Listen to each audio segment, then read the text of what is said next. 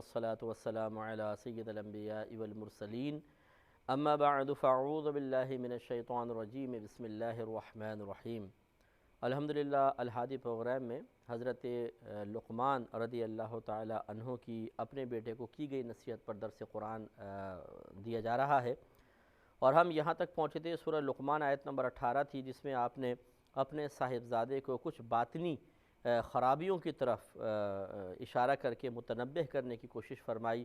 کہ بعض اوقات انسان ایک ظاہری عبادات اختیار کیے ہوتا ہے، ظاہری طور پہ کچھ گناہوں سے بچ بھی رہا ہوتا ہے، لیکن باطنی گناہوں کی آفات میں گرفتار ہوتا ہے۔ جیسے مطلب اس کو پھر سوچنا چاہیے کہ صرف ظاہر کو اچھا کر لینا یہی کافی نہیں ہے۔ اللہ تبارک و تعالی انسان کے ظاہر پر بھی نگاہ فرماتا ہے، اور خصوصی اس کی نگاہ اس کے باطن پر بھی ہوتی ہے۔ اب آپ بہت سے دیکھیں گے لوگ نمازی بھی ہیں، 5 وقت نماز پڑھ رہے ہیں، حج بھی کیا ہوا ہے، عمرے کیے ہوئے ہیں، غریبوں کی امداد بھی کرتے ہیں، لیکن اگر ایسا شخص تکبر کرے، حسد کرے، بڑی بڑی باتیں کریں، ہر نعمت اور کمال کی نسبت فقط اپنی طرف کرے، میں نے یہ کیا، ہم نے یہ کیا، ہم نے وہ کیا، تو ایسا شخص بیمار ہے، ایسا شخص بہت سخت خطرے میں ہے، کیونکہ یہ باطنی گناہ ہو سکتا ہے کہ اس کے ظاہری طور پر جو ہمیں اعمال نظر آ رہے ہیں ان کی بھی بربادی کا سبب بن جائے۔ جیسے رحمت کونین صلی اللہ علیہ وسلم ارشاد فرماتے ہیں کہ اللہ تبارک و تعالی نے متکبرین پر جنت کو حرام فرما دیا ہے، یعنی وہ جنت میں نہیں جائیں گے جب تک ان کے دل میں تکبر ہے، یا وہ اپنے تکبر کی سزا نہیں پا لیتے، اللہ تعالیٰ نے ان پہ جنت کو حرام کر دیا ہے۔ یہی وہ تکبر تھا، جب سر چڑھ کر بولتا ہے نا تکبر، تو پھر وہ خدائی کا دعویٰ کروا دیتا ہے، جیسے فرعون نے خدائی کا دعویٰ کیا تکبر میں مبتلا ہو کر، بڑے پن میں مبتلا ہو کر۔ یہی وہ خطرناک مرض ہے کہ جو انسان کے باطن میں سرایت کر جائے تو وہ اللہ تعالیٰ کی صریح نافرمانی کی طرف ابھار دیتا ہے، جیسے کہ شیطان کے دل میں تکبر پیدا ہوا اور اس نے آدم علیہ السلام کو سجدہ کرنے سے انکار کیا اور کافر ہو گیا۔ یہی وہ تکبر ہے کہ جو انبیاء علیہ السلام کے سامنے زبان دراز کرنے پر مجبور کر دیتا ہے، جیسے کہ کفاران قریش جو تھے، سرداران قریش، کفار قریش تھے، سرداران قریش تھے، جب نبی کریم صلی اللہ علیہ وسلم نے پیغام اسلام دیا، دعوت اسلام دی، تو ان میں سے بعض کی زبان پہ جملہ آیا کہ ہم اس کی پیروی کریں، یتیم کی، جس کے پاس ظاہری طور پہ کوئی مال نہیں ہے، تو تکبر آیا، غرور ان کے اندر۔ اور آپ یہ دیکھیں کہ جتنی بھی تاریخ اٹھا کے پڑھ لیں جو انبیاء علیہ السلام سے متعلق ہے، کہ وہاں پر ان کے سامنے متکبرین نے ہی انکار کیا ہے تکبر کی وجہ سے۔ اب یہ چیز ہم سمجھ نہیں پاتے۔ ایک چودھری صاحب ہیں، وہ نمازیں پڑھ رہے ہیں، روزے رکھ رہے ہیں، لیکن دل میں تکبر بھی ہے، خرچہ بہت کرتے ہیں، پیسہ دے رہے ہیں، سب کچھ خرچ کر رہے ہیں، لیکن دل میں تکبر ہے، جو ٹپک رہا ہے تکبر، ایک نخوت، تکبر، غرور، گفتگو سے، اٹھنے بیٹھنے کے انداز سے، چلنے پھرنے کے انداز سے،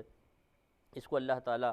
اور اس کے رسول کریم صلی اللہ علیہ وسلم نے شدید ناپسند فرمایا ہے۔ ہمارے نبی کریم صلی اللہ علیہ وسلم سے بڑھ کر کوئی بھی عظیم نہیں ہو سکتا، یعنی مخلوق میں کوئی بھی عظیم نہیں ہو سکتا، اور جتنی نعمتیں اللہ تعالیٰ نے آپ کو دی، میں دعوے سے کہہ سکتا ہوں اتنی نعمتیں کسی کو نہیں ملی ہیں۔ اللہ تعالیٰ نے آپ کو اپنا سب سے محبوب نبی بنایا، آپ کو حبیب کا لقب ملا، حضرت ابراہیم علیہ السلام کو خلیل کا لقب ملا اور آپ کو حبیب کا لقب ملا ہے۔ اور علماء فرماتے ہیں کہ خلیل اور حبیب میں فرق یہ ہے کہ خلیل وہ ہوتا ہے جو اپنے ہر کام میں اللہ تعالیٰ کی رضا کو ملحوظ رکھتا ہے، اور حبیب وہ ہوتا ہے کہ جس کی رضا کو خالق یعنی اللہ تبارک و تعالیٰ محبوب رکھتا ہے۔ اتنا اعلیٰ مقام حاصل کیا، سب سے آخر میں تشریف لائے، سب سے عظیم نبی تھے اور ہیں، اور بروز قیامت آپ کو وہ مقام ملے گا کہ اول اور آخر سب دیکھیں گے کہ سرکار سے بڑھ کر کوئی بھی درجے میں بلند نہیں ہے، اللہ تعالیٰ کی بارگاہ میں کسی کی وجاہت اتنی نہیں ہے جتنی سرکار کی ہے صلی اللہ علیہ وسلم۔ اور اتنا اللہ نے آپ کو نوازا تھا کہ جب آپ طائف کے میدان میں گئے، طائف کی بستی میں آپ نے دعوت دی، ان لوگوں نے لڑکوں کو پیچھے لگا دیا، کوئی پتھر مارتا تھا، کوئی برا بھلا کہتا تھا، تو آپ نے ایک باغ میں پناہ لی،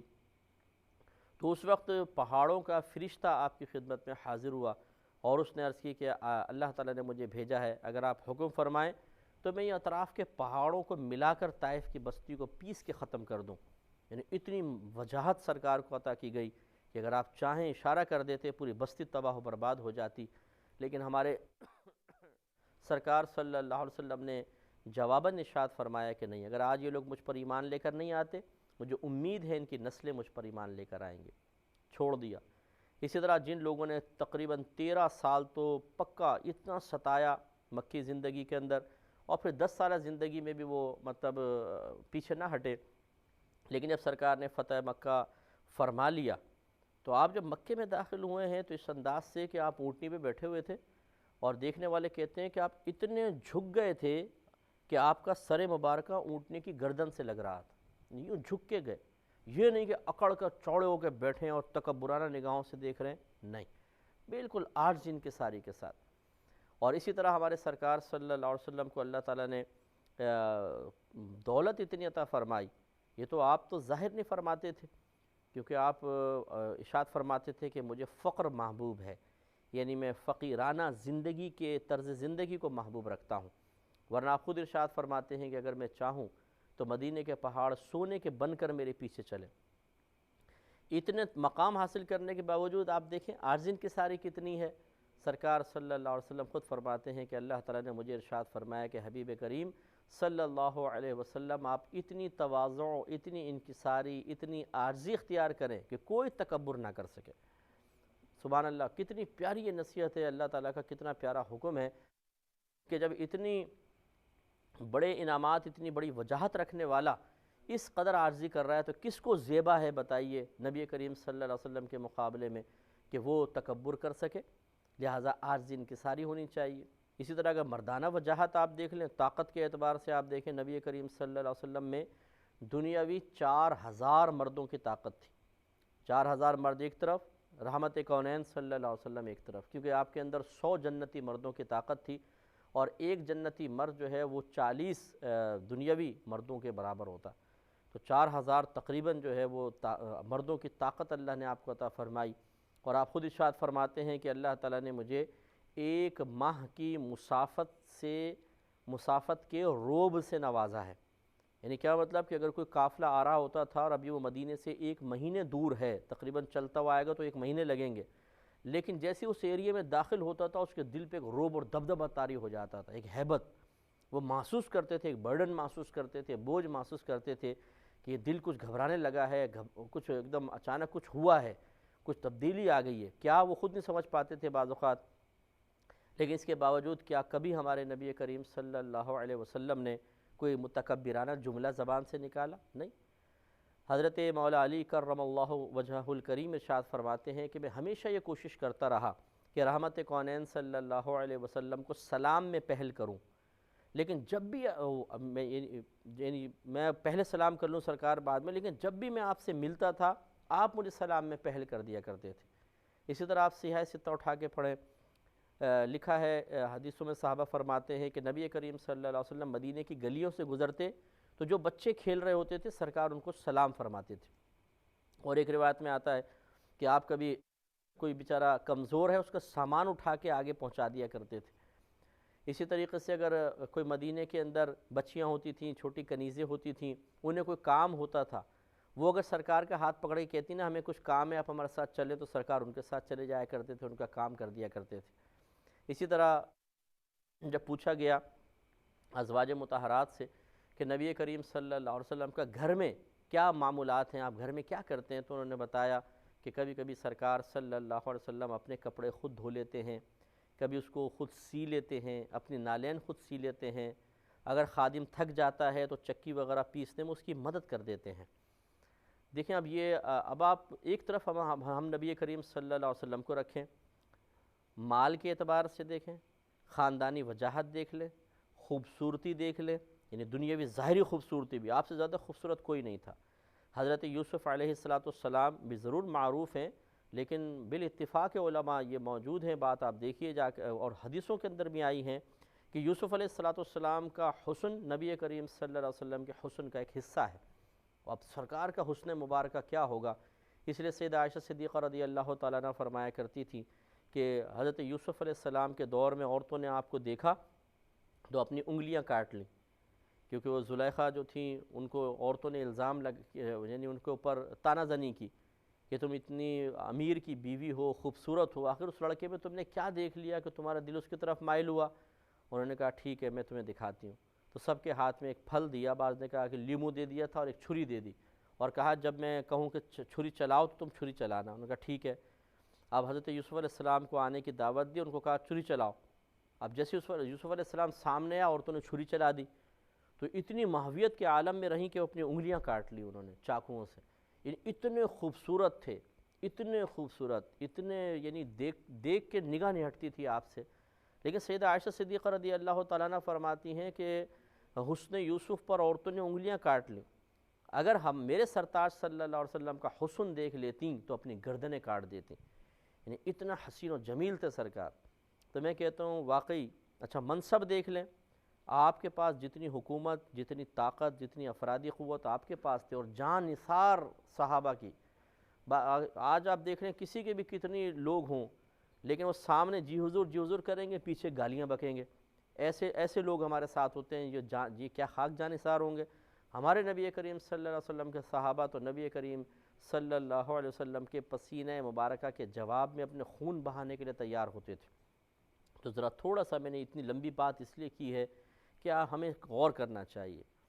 کہ آخر ہم کس بات پر تکبر کر رہے ہیں۔ ہمارے نبی کریم صلی اللہ علیہ وسلم کو اللہ تعالیٰ نے ہر چیز میں ہم سے فوق رکھا، ہم سے بلند رکھا، ہم سے زیادہ نعمت عطا فرمائیں، لیکن آپ نے کبھی بھی ٹیڑے رخسار کر کے کسی سے گفتگو نہیں کی، آپ کبھی اکڑ کر نہیں چلے۔ ہاں چلے ہیں تو تکبر کے توڑ کے لیے۔ وہ جب سرکار صلی اللہ علیہ وسلم عمرہ کرنے کے لیے تشریف لے گئے فتح مکہ سے پہلے، تو پہلے جب گئے تھے تو وہ صلح حدیبیہ ہوئی، کفار نے منع کر دیا۔ نیکسٹ ایئر جب آپ گئے مطلب معاہدے کے مطابق، تو کفار نے آپ کو جانے دیا، تو وہاں پر آپ نے صحابہ کرام سے فرمایا کہ پہلے 3 چکر میں رمل کرو، اور رمل کا مطلب یہ ہے کہ تھوڑا سا اکڑ کر چلنا، اور یہ چونکہ ان کفار کے غرور اور تکبر کے توڑ کے لیے تھا، جیسے کہ روایت میں ہے کہ متکبر کے سامنے تکبر سے پیش آؤ تو یہ اس کے تکبر کو توڑ دے گا، تو وہ ایک صحیح مصلحت کی بنا پر وہاں نبی کریم صلی اللہ علیہ وسلم نے صحابہ کرام کو بھی تلقین فرمائی، آپ نے بھی رمل فرمایا، اور قیامت تک کے لیے یہ سنت ہو گیا۔ ورنہ اس کے علاوہ جیسے میں نے بھی فتح مکہ کی آپ کو مثال دی، کبھی بھی نہیں۔ لہذا جو بھی اپنے دل میں تکبر رکھتا ہے، وہ اپنے حسن و جمال کی وجہ سے کسی سے ہاتھ ملانا پسند نہیں کرتا۔ اگر گوری رنگت ہے، خوبصورت چہرہ ہے، یہ خواتین کو بڑی بیماریاں ہوتی ہیں کہ یہ اپنی رنگت کی بنا پر، خوبصورتی کی بنا پر تو ٹیڑھی ٹیڑھی آنکھوں سے دیکھتی رہتی ہیں، کون مجھے دیکھ رہا ہے کون مجھے نہیں دیکھ رہا، اور پھر اکڑ کے چلیں گی۔ بڑی مطلب یہ کہ کوئی بیچاری سانولی آ گئی، کوئی کالے رنگ کی آ گئی، تو بس وہ تو ہے ہی نہیں ہمارے مقابلے کی۔ تو یہ بہن، یہ گورا رنگ جو ہے نا، ابھی موت آئے گی اور اس کو کیڑے کھا رہے ہوں گے، اس کھال کو اور اس چہرے کو، اس لیے تکبر کرنے کا کیا فائدہ۔ اسی طریقے سے مال کی وجہ سے بعض اوقات اپنے ماتحت کو، غریب رشتہ داروں کو، غریب محلے والوں کو انسان تکبر کی نگاہ سے دیکھتا ہے، ہاتھ تک ملانا پسند نہیں کرتا ہے۔ ان سب لوگوں کو چاہیے کہ نبی کریم صلی اللہ علیہ وسلم کی حیات طیبہ سے سبق حاصل کریں،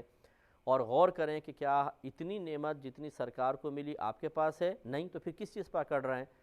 اصل تو زیبا یہ تھا، اگر آپ یہ کہیں کہ کسی کو تکبر، مخلوق میں کسی کو تکبر کرنا جائز ہوتا تو ہمارے رحمت کونین، ہمارے نبی کریم صلی اللہ علیہ وسلم کو یہ کے لیے لائق ہوتا کہ آپ کو اتنی نعمتیں دیں ہر لحاظ سے،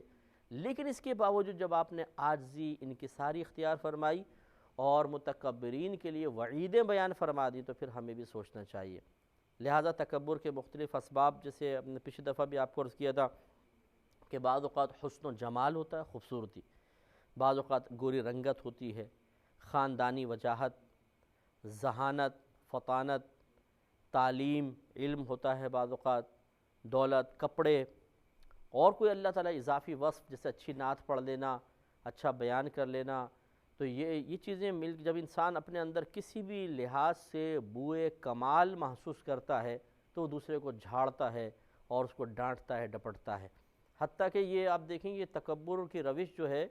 یہ نچلے طبقے میں بھی آپ کو ملے گی۔ یہ نہیں کہ کوئی بہت امیر ہے، کوئی بہت ہی خوبصورت ہے، تب اگر ایک مکینک ہے، مثال کے طور پر مکینک بھائی ذرا توجہ فرما لیں،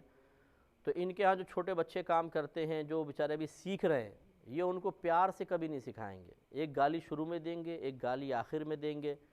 اور حالانکہ یہ خود اپنا وقت شاید بھول جاتے ہیں کہ اسی طرح انہوں نے بھی گالیاں کھائی تھیں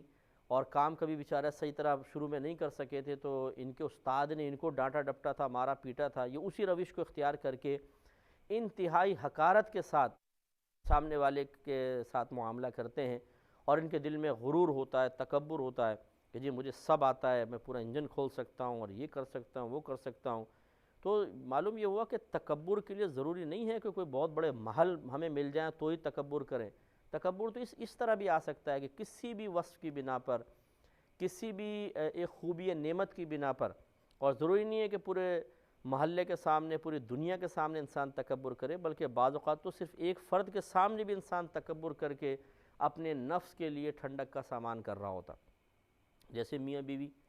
بعض اوقات شوہر تکبر کے ساتھ بیوی کے ساتھ پیش آتا ہے،